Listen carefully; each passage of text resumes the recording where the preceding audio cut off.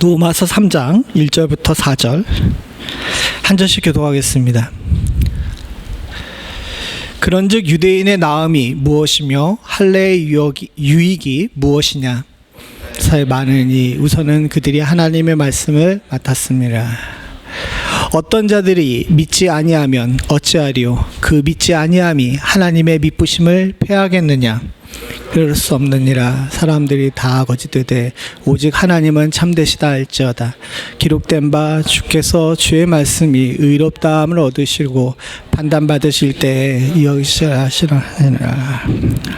아멘. 사실 로마서는 조금 어렵죠. 찬찬히 읽어보게 되게 되면 그 어떤 성경보다도 참 은혜의 말씀들이 많은 그런 부분이긴 한데, 실제로 성도들에게 이제 읽히고 또 말씀을 전하게 되게 되면 많은 분들이 이게 뭔 소리예요? 라고 이야기하시는 분들이 많습니다. 오늘 이 본문도 마찬가지죠.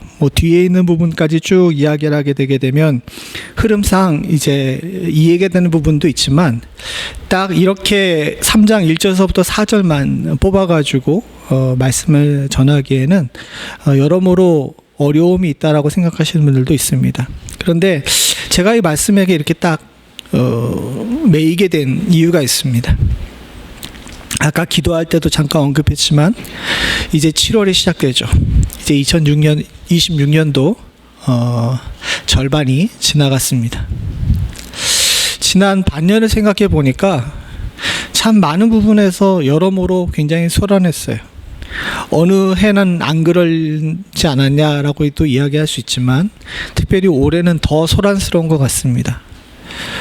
우리 교회만 좀 이렇게 조용한 것 같지 온 동네가 다 시끄러운 것 같아요. 이것도 우리들에겐 참 복인 것 같습니다. 아니, 우리 교회만 그런 게 아니라 멤피스만 좀 조용한 것 같아. 다른 동네들은 굉장히 시끄럽습니다.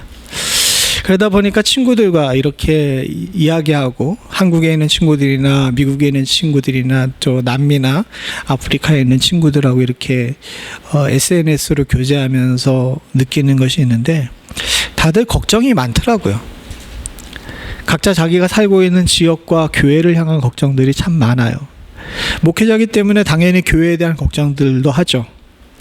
그 코로나 이후에 사실은 목회 환경이 많이 변했기 때문에 우리 친구들의 걱정 또 후배들의 걱정이 이해가 안 가는 것은 아닙니다.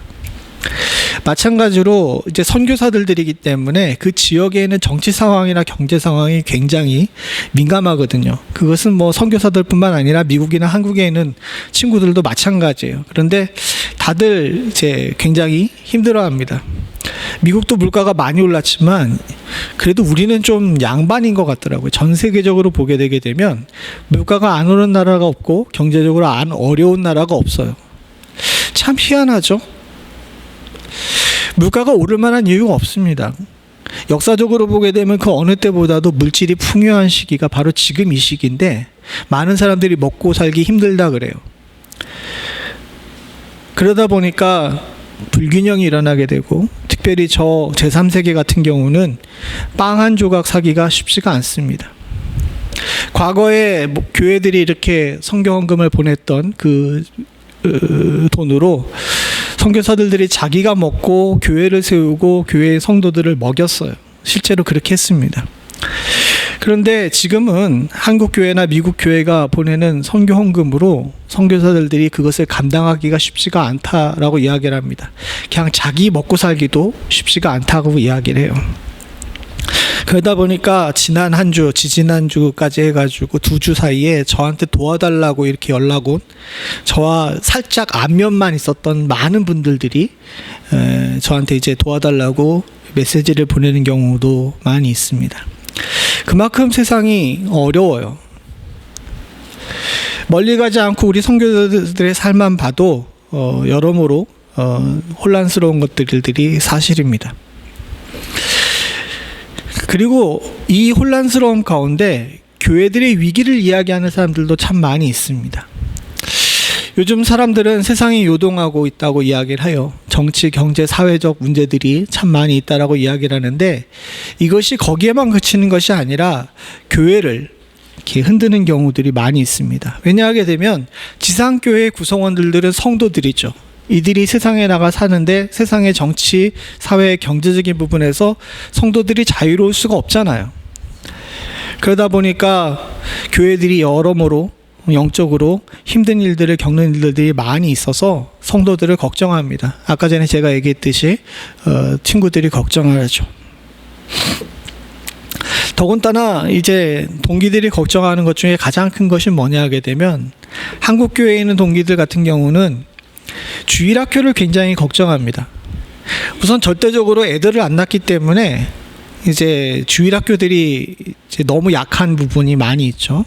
요즘은 아이를 찾기가 쉽지가 않다라고 이야기를 합니다. 그런데다가 더 큰 문제가 있는데 뭐냐 하게 되면 세상에 너무 재밌는 것들이 많아요. 사실 저도 자랄 때 제 주일학교 나갈 때 가장 큰 적이, 주일학교를 이제 섬길 때 가장 큰 적이 뭐였냐 하면 아침 10시가 되면 꼭 그 KBS MBC에서 만화 영화를 틀어줬어. 그래서 주일학교 예배와 만화 영화가 경쟁해야 됐습니다. 그래서 사실 예전에는 있었는데 1990년대 초반인가는 진정서도 냈어요. 교회들이 연합해가지고 방송국에다가 주일날 아침 10시, 9시에 만화 영화 틀지 말아달라고 이제 진정서까지 내고 막 그랬었습니다. 물론 다 헛수고죠. 그런다고 만화 영화는 안 틀 리가 없어요. 그런데 그 만화 영화와도 싸우는 일이 버거웠던 이 주일학교가 요즘엔 세상에 너무 좋은 일들이 많잖아요. 주일학교 예배 시간에 아이들이 핸드폰을 보면서 그 이제 SNS를 하고 게임을 하는 애들이 많다 그럽니다. 예배를 드리지 않고 그러고 있는 거죠. 사실 큰 걱정들은 뭐냐? 우리 믿음의 유산이 제대로 아이들에게 물려지지가 않는다는 겁니다. 그런데다가 교회가 내적 갈등 또 외적 압력에 굴복해가지고 많이 힘들어요.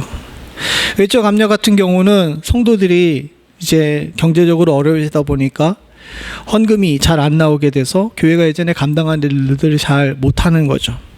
참 안타까운 일인데 한국의 많은 교회들이 빚을 내가면서 교회를 지었습니다. 충분히 갚을 거라고 생각하고 그렇게 졌는데 성도들이 어려워지게 되니까 그 빚이 다 어떻게 됩니까? 그러다 보니까 이제 교회가 이제 넘어가게 되는 거죠. 우리 교회 건물은 누구 겁니까? 예? 우리 교회 건물은 누구 거예요? 예, 하나님 거긴 하죠. 그런데 세상 법대로 하게 되면 우리 교회 건물은 누구 겁니까? 우리 거예요. 제가 어느 날 모임에서도 얘기했는데 여러분들 n분의 1입니다. 우리 교회는 우리 거예요. 세상 법대로 하게 되면. 근데 사실은 작년까지만 해도 우리 교회는 누구 거였어요? 예, 은행 거였죠. 한국에도 마찬가지입니다. 그렇게 물질적인 부분에 어려워지다 보니까 교회가 은행에 넘어가게 되고 은행에서는 이걸 팔아버리죠. 제일 잘 팔리는 목적 용도가 뭔지 아십니까? 옛날엔 예식장으로 팔렸는데 요즘은 장례식장으로 팔린대요. 그러다 보니까 많은 사람들이 걱정을 하죠. 내적 갈등도 마찬가지입니다. 교회 내에서 분쟁들이 많이 일어나게 되고 성도들이 실족해서 교회를 떠나는 일들이 많이 있다고 합니다. 실제로 20대, 30대 청년들 같은 경우는 교회를 나가지 않고 유튜브로 예배를 드리는 청년들이 의외로 많고요. 목요일 날이나 금요일 날 있는 찬양 집회 같은 데만 이렇게 찾아다니는 청년들이 있어요. 그러다 보니까 많은 분들이 100년 뒤엔 한국 교회가 사라질 거라는 거까지 이야기하시는 분들도 있습니다. 누가 그 우스갯소리로 그런 얘기를 하더라고요. 한국이 인구 소멸을 먼저 할 건지 교회가 먼저 사라질 건지 둘 중에 뭐가 먼저 될 건지가 자기는 궁금하다고. 세상에 많은 사람들이 그렇게 걱정하잖아요. 한국인들이 사라진다고요. 인구 소멸 때문에 한국인들이 없어질 거라고 이렇게 얘기를 하는데 교회가 먼저 사라질 건지 한국인이 먼저 사라질 건지가 궁금하다고 이야기할 정도로 그렇게 다들 위기라고 이야기를 합니다. 근데 이런 이야기를 하던 가운데 있었는데 한 친구가 그런 얘기를 하더라고요. 야, 하나님은 우리보다 믿음이 더 좋으셔. 사실 좀 이상하잖아요.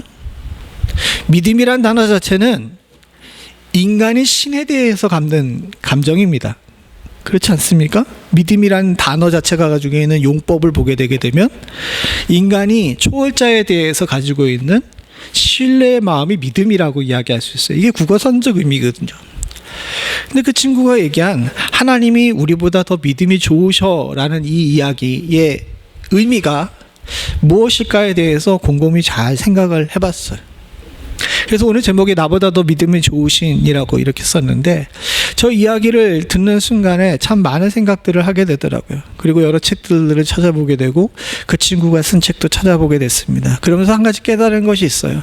아, 이것이 이런 방법으로 바라볼 수도 있는 거구나. 그리고 그렇게 바라본 사람이 우리가 처음이 아니라 사도 바울이 그렇게 먼저 바라봤구나라는 사실을 깨닫게 됐습니다. 사실 사랑하는 성도님들, 많은 사람들이 생각합니다. 교회가 문을 닫고 성도들이 낙심하게 되게 되면 하나님의 계획이 망가지는 것 아닌가라고 생각하는 경우가 있어요. 그렇지 않습니까? 제가 아까 전에 한국 교회들에 관한 이야기도 했지만 미국 교회도 마찬가지죠. 미국 교회가 코로나 이후에 한인 교회들이 꽤 많이 문을 닫았어요. 코로나 이후에 교인들의 숫자들이 좀 줄어든 것도 사실이지만, 지금 현재 대통령이 소위 이민법에 대해서 강화한 이런 것 때문에 여기는 그런 분들이 없지만 저쪽에 서부나 동부 같은 경우에는 서류 비비자들이 많이 있잖아요. 이런 분들이 다 한국으로 돌아가시니까 교회의 교인 숫자가 절대 숫자가 줄어드는 겁니다. 큰 교회는 상대적으로 영향이 덜하지만 작은 교회들에게 있어서는 굉장히 큰 충격이에요.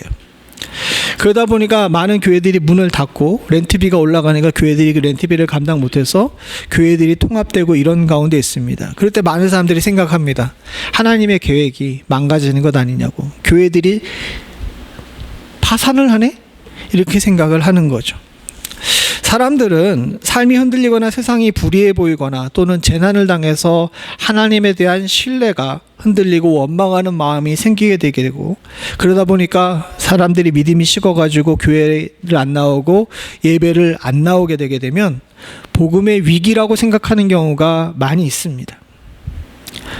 실제로 그렇게 이야기를 하잖아요. 지금도 많은 신문들을 보게 되게 되면 교회의 위기와 복음의 위기를 이야기를 합니다. 또 교회가 타락하거나 성도들이 제자리를 찾지 못하고 또 제도권에 있는 교회들이 실패했을 때는 그것을 교회의 실패라고 생각을 합니다. 여러분들, 제가 한국 교회가 지금 은행에 넘어가서 장례식장으로 팔린다 그럴 때 여러분들 마음이 어떠세요? 마음이 아파요?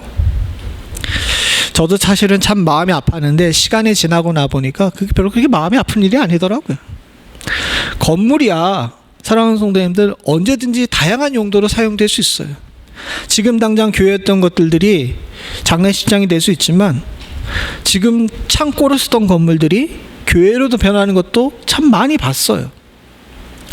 건물의 용도는 그렇게 막 바뀌는데 사람들의 생각은 그렇게 교회가 세상적으로 실패한 것들을 보게 되면 복음의 실패라고 생각하는 경우가 많이 있습니다. 그래서 낙심해서 교회를 떠나면서 하나님의 계획이 망가졌다라고 생각하시는 분들이 있죠.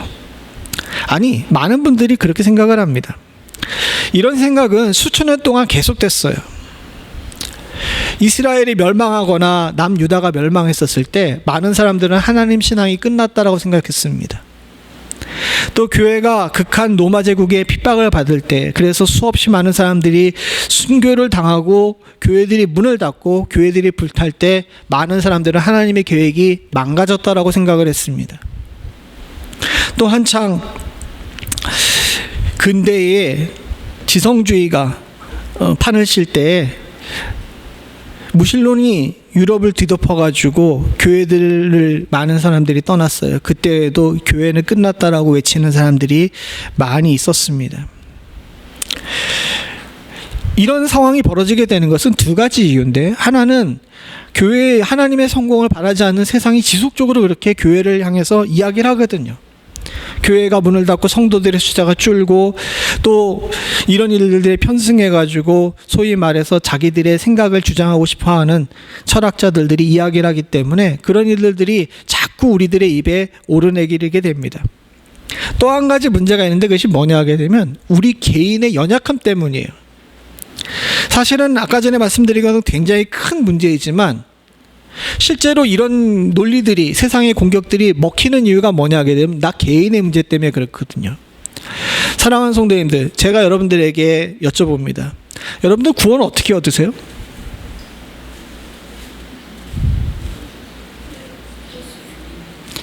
예수를 믿음으로. 그러면 예수를 믿음으로 구원을 얻는데 그 믿음은 내가 믿는 겁니까? 이게 참 이제 여러모로 많은 사람들이 생각을 많이 하게 되는 겁니다. 많은 사람들의 생각에 내가 예수를 믿고 교회를 다닌다라고 생각을 하면서도 하나님의 구원이나 은혜가 취소될까 봐 걱정하는 경우들이 많이 있어요. 왜냐하게 되면 우리가 자꾸 죄를 짓거든요. 하나님의 자녀같이 잘 안 살거든요. 그리고 하나님이 이거 하라 그랬는데 잘 안 돼요. 그걸 누구보다도 우리가 너무 잘 알고 있습니다. 예수 믿는 자들에게는 주님께서, 하나님께서 거룩한 양심을 허락하시기 때문에 죄를 기뻐하지 않는 마음이 우리 가운데 있거든요. 그래서 우리의 양심이 자꾸 걸리적거립니다. 그 양심이 걸리적거리게 되게 되면 사람들이 생각합니다. 난 구원받지 않은 사람인가? 라고 생각을 하면서 낙심하게 되고 그것으로 인하여서 구원을 의심하는 일들이 우리 가운데 일어나게 됩니다. 근데 사랑하는 성도님들, 이런 걱정들은요, 사실은 다 우리의 착각과 오만에서 오는 거예요. 이걸 우리는 분명히 알아야 됩니다. 많은 사람들은 우리의 구원이 우리의 뜨거운 믿음에서 비롯된다라고 생각해요. 그래서 사람들은 어떻게 생각하냐 하게 되면 마치 배터리처럼 생각을 합니다. 그래서 우리의 믿음이 꽉 차게 되면 구원받고, 방전된 것처럼 만약에 우리의 믿음이 쑥 내려가거나 내가 좀 영적인 컨디션이 안 좋아가지고 마음에 의심이 들게 되게 되면 배터리 숫자가 쭉 내려가게 되면 어떻게 됩니까? 셀폰이 꺼지죠. 꺼지는 것처럼 구원도 꺼진다고 인식하는 경우가 많이 있어요. 우리 교회 성도님들은 안 그러는 것처럼 지금 얼굴 하셔가지고 참 다행이긴 한데 실제로 많은 분들이 그렇게 생각을 하고 있고, 우리는 안 그러는 것처럼 생각하지만 우리 내면에 그렇게 인식하고 있는 경우가 많이 있습니다. 이건 여러분들의 잘못이 아닙니다. 오랫동안 교회가 잘못 가르쳐 왔기 때문에 생기는 오해이기 때문에 이런 부분에 있어서 자유로울 사람들이 없어요. 심지어는 저도 그러는 경우가 있거든요. 그런데요, 사랑하는 성도님들, 구원이라는 것이 나의 상황과 감정에 의해서 결정되는 거라면 구원은 은혜가 아니에요.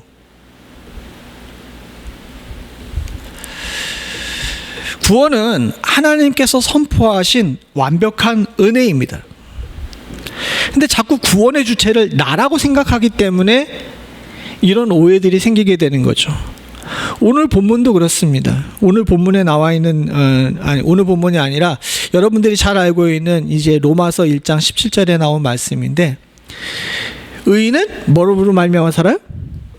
믿음으로 말미암아 살리라라고 이야기를 하죠. 로마서의 가장 유명한 말씀입니다. 그래서 우리는 우리의 믿음으로 말미암아 산다라고 생각하는 경우가 많이 있습니다. 그런데 그 옆과 앞에 붙어 있는 많은 본문들과 오늘 나와 있는 말씀을 우리가 잘 이해하지 못하기 때문에 그런 오해를 가지고 있는 거예요. 우리의 믿음이 중요하긴 합니다. 여러분들에게 하나님의 은혜와 믿음이 더 충만할 수 있는 축복이 있기를 간절히 소원합니다. 그러나 사랑하는 성도님들, 우리가 믿어서 구원을 얻지만 이 믿음이라는 것 자체가 나로부터 시작되지 않는다는 것을 분명히 알아야 우리의 믿음이 굳건히 설 수 있습니다. 그런데 많은 사람들과 교회들은 이 구원이 나로부터 시작됐다고 생각을 하기 때문에 자꾸 하나님의 계획에 실패할 수도 있다라고 오해를 하게 되는 거죠. 거기에 대해서 오늘 사도 바울이 분명하게 얘기하는 것이 오늘의 본문입니다. 로마서 3장 1절부터 3절에 보게 되면 유대인에 관한 이야기가 나와요. 유대인에 관한 이야기가 나오는데 이 유대인들이 율법을 맡았습니다. 하나님의 말씀을 맡았어요. 그러니까 율법으로 대표가 되는 것이 할례거든요. 그리고 그 할례, 율법을 맡은 것들에 대해서 유대인들이 참 많은 것들을 하나님께로부터 받았는데 그 중에 대표적인 것이 뭐냐 하게 되면 2절에 나와 있는 하나님의 말씀입니다. 범사에 많으니 우선은 그들이 하나님의 말씀을 받았습니다. 이 범사에 많다라는 거, 지금 우리나라 용어로는 이런 용어를 잘 안 쓰는데, 유대인들이 하나님께로부터 유익을 참 많이 받았다는 거예요. 근데 그 중에 대표적인 것이 뭐냐? 하나님의 말씀이라는 겁니다. 근데 문제는 뭐냐 하게 되면, 이 하나님의 말씀을 받은 유대인들이 성공했어요, 실패했어요? 성공했다고 얘기할 수 없거든요. 3절에 보게 되면 어떤 자들을 믿지 아니하면 이라고 나와 있는데, 유대인들 중에 어떤 사람들이 하나님 말씀을 받았음에도 불구하고 실패한 거예요. 그러면 사도 바울이 물어봅니다. 쟤들이 몇몇이 실패했는데 그렇다고 하면 하나님의 미쁘심, 하나님의 신실하심이 패하였느냐라는 겁니다. 이걸 여러분들이 좀 쉽게 이해하기 위해서 세번역을 읽어보도록 하겠습니다. 표준 세번역보다는 세번역이 조금 더 번역이 우리 수준에 잘 맞게, 우리 언어 습관에 잘 맞게 번역이 됐더라고요. 같이 한번 읽어보죠. 시작. 그런데 그들 가운데 얼마가 신실하지 못하였다 해서 무슨 일이라도 일어납니까? 그들이 신실하지 못했다고 해서 하나님의 신실하심이 없어지겠습니까? 조금 더 이해가 잘 되죠. 여기서 사도 바울이 제시한 문제는 그겁니다. 성도들 중에 몇몇이 하나님의 사람답게 살지 못했어. 또 교회들 중에 몇몇이 교회가 문을 닫는 일들이 생겨났어. 그런다 그래서 하나님의 신실하심이 없어지냐는 겁니다. 아니죠. 아닙니다. 왜 아니냐 하면, 사람이 이렇게 되고 저렇게 되는 것하고 하나님의 계획은 별개의 일이에요. 그런데 많은 사람들은 저 앞에 나와 있는 몇몇이 신실하지 못한 일, 또 그 신실하지 못함으로 나온 결과 때문에 불안해하는 거예요. 그래서 아까 전에 제가 말씀드린 것처럼 제 친구들처럼 그렇게 걱정하고 근심하는 일들이 많이 일어나게 되는 거죠. 제가 여러분들에게 감히 물어보겠습니다. 주님 오시는 날까지 멤피스 연합장로교회가 계속 이 자리에서 예배를 드리고 있을까요? 대답 잘 하셔야 돼요. 어떨 것 같아요? 아무도 모르는 일입니다. 실제로 여러분들 멤피스 저 다운타운에 가보십시오. 옛날엔 가득했던 교회들이 지금 폐허가 된 교회들 많이 있잖아요. 그럼 제가 다시 질문을 드립니다. 하나님께서 인류를 사랑하시고 구원하시는 일이 100년, 200년 뒤에도 계속 될까요? 이건 크게 대답할 수 있어야죠. 이거 차이인 거예요. 근데 많은 사람들은 지금 사도 바울이 여기 질문을 제시한 것처럼, 많은 사람들은 인간의 실패를 하나님의 실패와 이렇게 같이 두고 있는 경우가 많이 있다는 거죠. 우린 이런 신앙의 불안함을 제거하기 위해서 우리의 구원의 근거가 무엇인지를 분명히 해야 됩니다. 우리의 구원의 근거는 우리가 믿기 때문이 아니라, 여기 3절에 나와 있는 것처럼 하나님의 미쁘심, 그리고 표준 세번역이 번역한 것처럼 이 미쁘심은 신실하심이거든요. 다르게 얘기하면 믿음입니다. 우리 구원의 근거는요, 우리의 믿음이 아니라 누구의 믿음 때문이에요? 하나님의 믿음, 하나님의 신실하심, 하나님의 미쁘심 때문이라는 거예요. 사도 바울은 성도들에게 착각하지 말라고 이야기를 하는 겁니다. 너희들이 잘나서 너희들이 예수를 믿기 때문에 구원을 얻는 것이 아니다. 하나님이 너희를 향해서 미쁘셨고 신실하셨고 우리를 향해서 세우신 그 계획에 대한 믿음이 있으시기 때문에 우리를 구원하신다라고 이야기하고 있는 것입니다. 만약에 이것을 이해하지 못하고 내가 구원의 핵심이고 우리의 믿음이 식어져서 배신하고 떠나버리면 하나님의 계획이 망가지는 것처럼 생각하게 되면요, 이것은 용서받지 못할 교만이자 영적인 자해예요. 스스로를 해치는 일이라는 겁니다. 나도 모르는 사이에 교만한 삶이, 우리 삶의 이해가 우리를 지배하게 되게 되면 구원이 은혜가 아니라 대가가 되기 때문에 그래요. 믿음에 대해서 잘 이해하지 못하고 구원에 대해서 이해하지 못하는 사람들은 내가 믿으니까 하나님께서 구원을 대가로 주신 거로 생각한단 말이에요. 아니란 말입니다. 사도 바울은 이런 착각에 이 성도들 안에 들어가는 것을 극히 경계했어요. 그리고 주님도 마찬가지였습니다. 주님에게 사람들이 이야기를 합니다. 예수님께서 한창 사역하셨을 때 바리새인들이 나와가지고 이야기를 해요. 우리가 하나님을 잘 섬겼는데 왜 우리한테는 은혜를 주지 않습니까? 유대인들은 자신들이 하나님 신앙을 지킨다라고 생각했거든요. 자신들이 성전을 지키기 때문에 하나님 신앙이 유지된다라고 생각했어요. 잡아올만 해요. 400~500년 전에 나라가 멸망해가지고 성전이 무너졌던 것, 유대인들이 저 멀리 이방 땅에 포로로 잡혀갔음에도 불구하고 70년 동안 그 믿음을 잘 지키다가 돌아와서 정말 저들의 손으로 아무것도 없이 몸으로 떼워가지고 성전을 다시 재건했고 그곳에서 하나님 예배하는 제사를 다시 회복시켰어요. 잘한 일이죠. 그렇기 때문에 자부심이 있었습니다. 우리가 아니면 하나님 신앙을 지킬 수가 없었을 거라고 생각을 해요. 근데 예수님은 그런 교만한 마음을 가지고 있던 유대인들들, 특별히 바리새인들을 향해서 뭐라고 얘기했냐면, 너희들의 협조 때문에 하나님의 계획이 이루어지는 것이 아니다. 너희들이 만약에 협조 안 한다? 그렇게 되면 이방인들 불러올 거고 심지어는 돌들이 일어나서 하나님을 찬양하게 될 거다라고 이야기를 하면서 저들을 향해 단호하게 선언하십니다. 그건 너희들이 하는 것이 아니라 하나님이 하시는 거라고. 오늘날 하나님께서 우리들에게도 동일한 얘기를 하세요. 사랑하는 성도님들, 여기 있는 몇몇이 빠진다 그래서, 심지어는 제가 빠진다 그래서 교회가 무너집니까? 그렇게 될 교회라면 문 닫아야 돼요. 하나님의 계획은 사람을 쓰셔가지고 이루어지시긴 하시지만 동시에 사람이 없다 그래서 그냥 무너지는 건 아니에요. 우리의 믿음이 어디에 기초하고 있는지를 분명히 보고 기억해야 될 줄로 믿습니다. 우리의 믿음은요, 나로부터 비롯되는 것이 아니라 하나님의 신실하심을 기초로 한 믿음이어야 합니다. 그래야 건강한 믿음이 될 수 있어요. 왜냐하면요, 오늘 본문에도 나와 있지만 바로 뒤에 나와 있는 4절에 하나님이 참되시다라는 이야기를 합니다. 4절을 같이 보죠. 시작. 그럴 수 없느니라. 사람은 다 거짓되되 오직 하나님은 참되시다 할지어다. 기록된 바 주께서 주의 말씀에 의롭다함을 얻으시고 판단받으실 때에 이기려 하심이라 함과 같으니라. 되게 어렵게 써놨습니다. 그런데 분할해서 이야기를 해보게 되면 뭔 얘기인지를 알 수 있어요. 제일 먼저 보게 되면 그럴 수 없느니라 하면서 3절에 하나님의 계획은 패하겠느냐라고 물어보는 데 대해서 부정적으로 대답하죠. 그럴 수 없다는 거예요.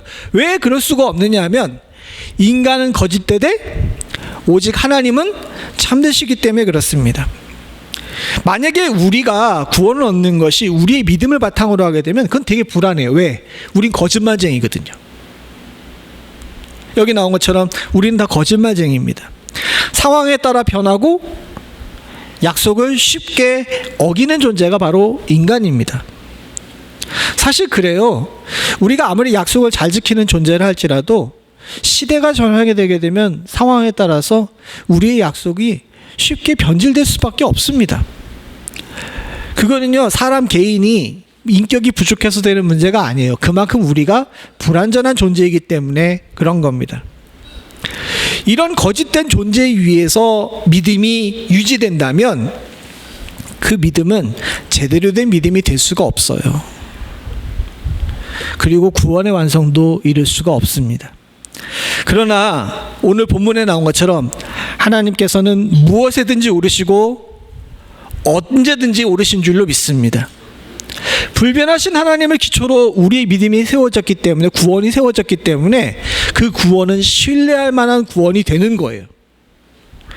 따라서 사랑하는 성도님들과 저의 구원은 나로부터 비롯된 것이 아니라 하나님께로부터 비롯된 구원이라는 사실을 굳건히 믿는 것이 우리를 담대하게 만들고 우리를 흔들리지 않게 만드는 귀하고 복된 기준인 줄로 믿습니다. 이것을 우리가 굳건히 붙잡아야 돼요. 여러분들이 조금 막 나태해가지고 주일날 좀 빠지자, 요건 좀 타협해야지, 이렇게 한다 그래가지고 여러분들의 구원이 흔들리게 되면요, 안 되는 거예요. 뭐 여기 강대상에서 여러분들 그렇게 살아도 된다라고 이야기하는 것은 아닙니다. 만약에 여러분들이 쉽지 않게 돼서 하나님 말씀대로 살려고 열심히 노력하는 가운데서도 여러분들이 실수할 수 있잖아요. 만약에 여러분들과 제가 실수한다고 쳐도, 만약에 우리가 도덕적으로 잘못되고 우리가 행동이 잘못돼가지고 그렇게 넘어진다 하더라도 하나님이 굳건하시게 우리의 구원을 지키시고 있기 때문에 우리의 구원은 절대로 흔들리지 않는 것이라는 겁니다. 또한 동시에 사랑하는 성도님들, 이 단단한 하나님의 구원의 기초 안에 있기 때문에 우리가 편안해요. 이거 중요합니다. 간혹 우리는 거짓된 본성을 따라가지고 하나님 손 놓을 때가 있어요. 아니라고 얘기할 수 없잖아요. 하나님 손 놓을 때가 있잖아요. 근데요, 참 묘하게 우리는 하나님 손 놓는데 하나님 우리의 팔목을 꽉 붙들고 계십니다. 절대로 안 놓으세요. 왜? 하나님은 거짓말이 없으시기 때문에 그래요. 그래서 사도 바울은 여기서 강조하는 것이, 구원에 대해 강조하는 것이 뭐냐면 하나님은 참되시다라는 겁니다. 우리는 우리의 기분에 따라서 믿음이 오락가락합니다. 아니라고 얘기할 수 없잖아요. 믿음의 컨디션이 좋을 때도 있고 나쁠 때도 있어요. 그런데 하나님은 절대로 그렇게 하지 않으세요. 왜 그러신지 아십니까? 그렇게 하나님 오락가락 하시기 정도로 투자하신 것이 적지 않기 때문에 그래요. 무슨 얘기냐 하게 되면, 하나님께서 우리의 손을 놓아버리고 포기하기에는 우리에게 투자한 것이 너무 많으시다는 겁니다. 여러분들에게 하나님께서 무엇을 투자하셨는지 아세요? 예? 뭘 투자했어요? 다 아시잖아요. 요한복음 3장 16절 같이 봅니다. 시작. 하나님이 세상을 이처럼 사랑하사 독생자를 주셨으니 이는 그를 믿는 자마다 멸망하지 않고 영생을 얻게 하려 하심이라. 단순히 따져봅시다. 우리는 예수를 믿는다고 해요. 저는 좀 다르긴 하지만 여러분들의 삶을 보죠. 여러분들 일주일에 몇 시간 하나님과 기도하십니까? 여러분들은 막 책망하려고 그러는 것이 아니에요. 여러분들이 하나님께 투자한 것이 얼마인가를 한번 생각해 보시라는 거죠. 많이 하시는 분 같은 경우는 뭐 하루에 10시간, 2시간, 3시간씩 하기도 하죠. 그리고 주일날 와서 예배 드리기도 하고 물질도 드려서 합니다. 그리고 봉사하기도 하죠. 그리고 말씀도 봅니다. 생각하고 보게 되면 우리는 꽤 많은 시간을 하나님께 투자한 것 같아요. 많은 노력을 투자하기도 하고요. 그런데 우리 전체 인생을 보게 되게 되면, 사랑하는 성도님들, 누군가 통계를 냈는데 밥 먹고 똥 싸는 시간보다 하나님 생각하는 시간이 더 적어요. 우리의 생리적인 이 습관을 갖다가 해결하는 시간보다 하나님 생각하는 시간이 적다고 합니다. 제가 계산한 것이 아니라 실제로 그런지 아닌지 모르겠지만 누가 그걸 왜 통계를 내는지 모르겠는데 통계를 냈어요. 우리는 그 정도밖에 투자하지 않습니다. 그러다 보니까 우리 인생에 조금 피곤하게 되게 되면 하나님 손 놓아버릴 수도 있겠죠. 근데 하나님은 우리를 향해서 뭘 투자하셨어요?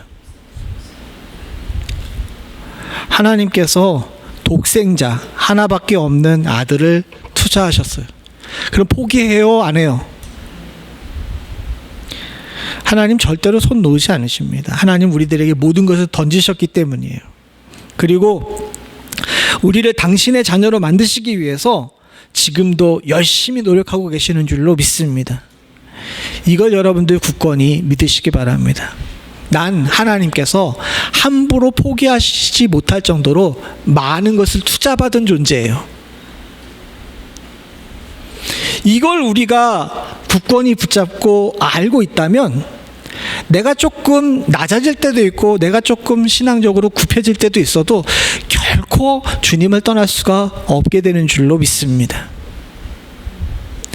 마지막으로 우리가 한 가지 더 생각해 봐야 될 것이 있습니다. 왜 사도 바울은 이렇게 어렵게 이야기를 했을까라고 생각을 할 수 있어요.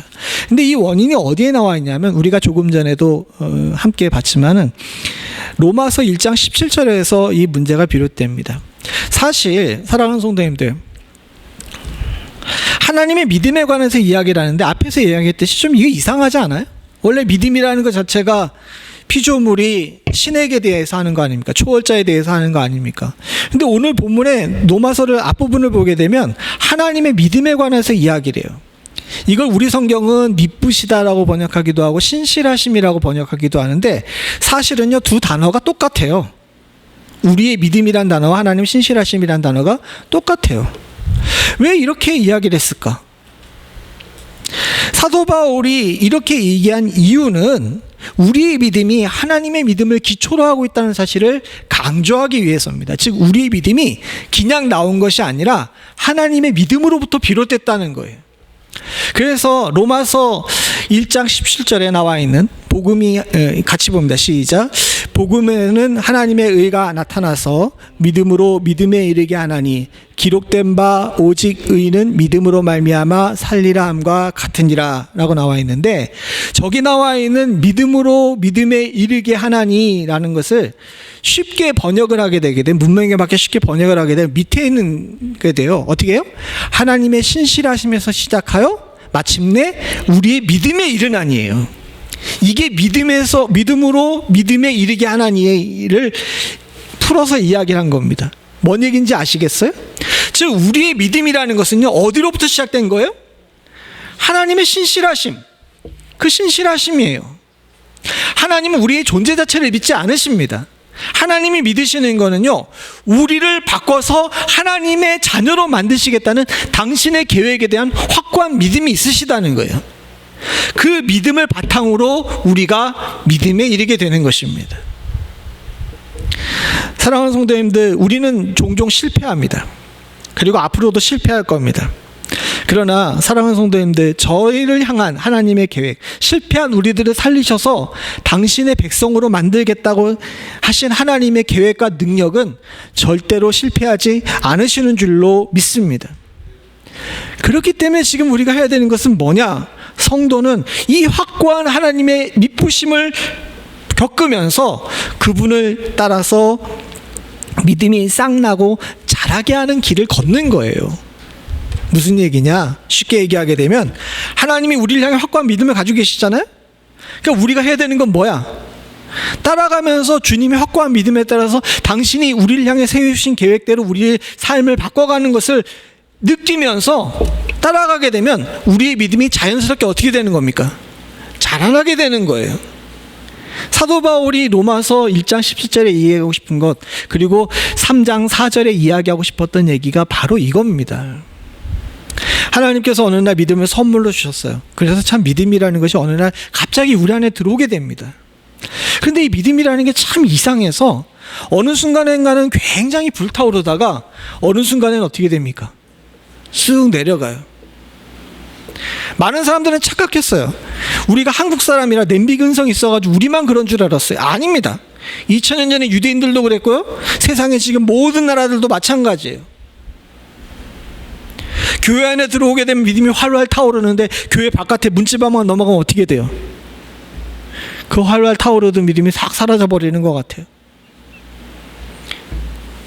그러니까 많은 사람들이 착각을 합니다. 참 나는 연약한 존재야. 난 하나님과 안 맞는 사람인가 봐. 난 믿음이 없는 존재인가 봐 라고 생각을 합니다. 여러분 착각하지 마십시오. 여러분들은 원래부터 믿음이 없는 존재였어요. 저도 그렇고. 누가 우리를 믿어주시는 거예요? 하나님께서 저 서선영 저놈 내가 당신의 내 아들로 꼭 삼아버리겠다는 그 계획을 하나님께서 믿으시고 억지로 저를 끌고 가시는 거예요. 그리고 끌려가다 보니까 어떻게 생깁니까? 나도 모르게 믿음이 생기는 거예요.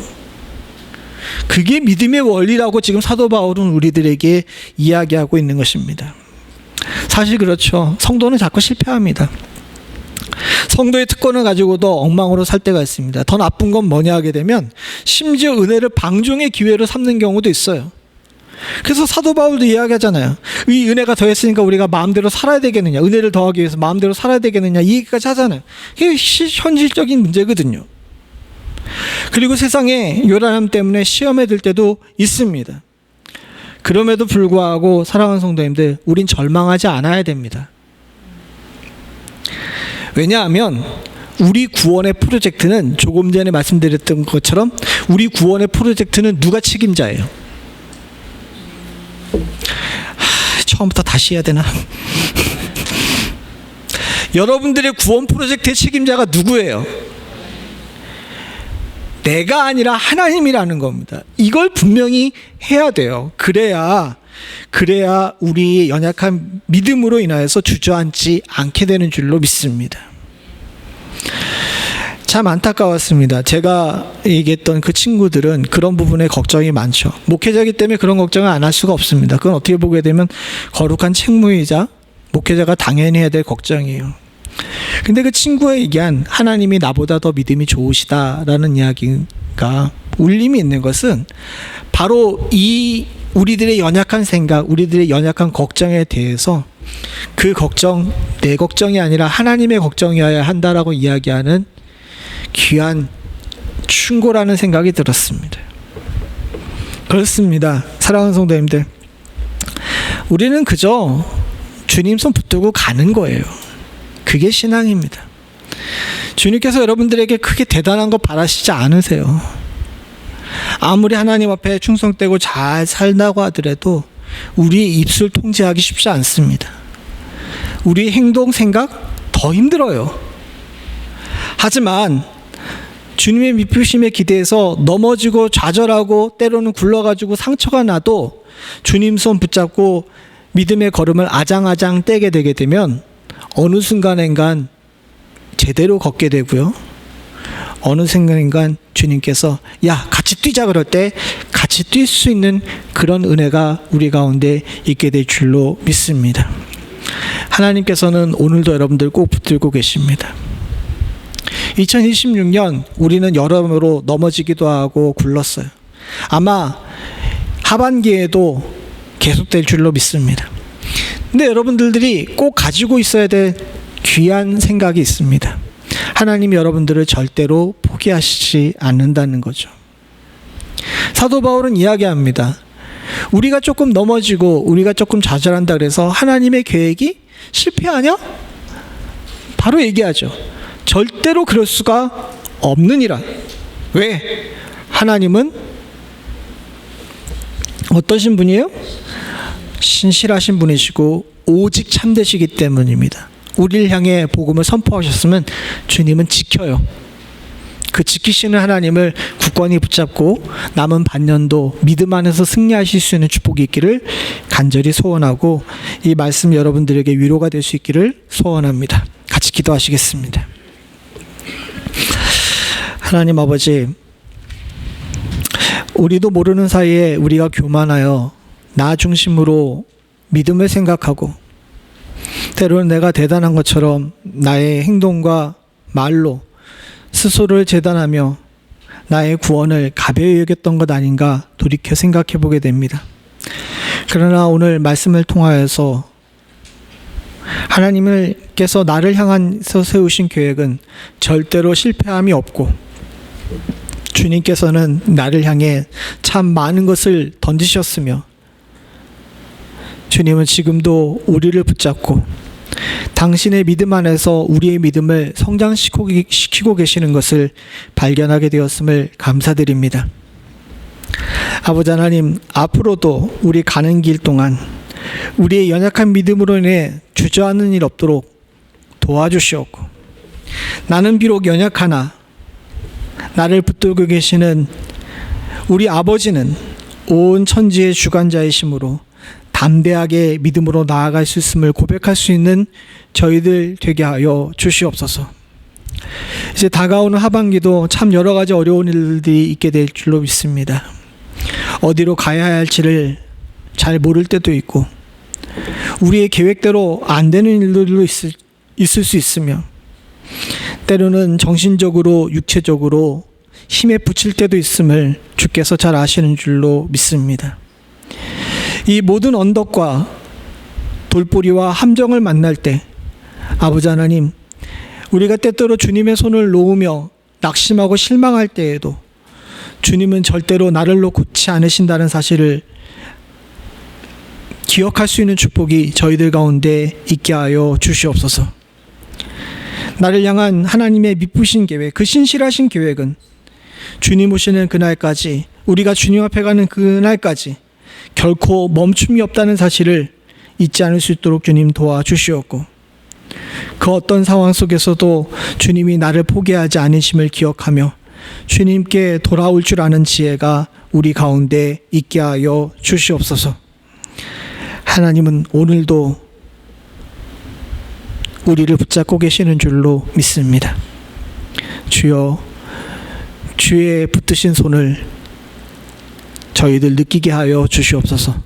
모든 말씀 예수님의 이름으로 간절히 기도드립니다. 아멘.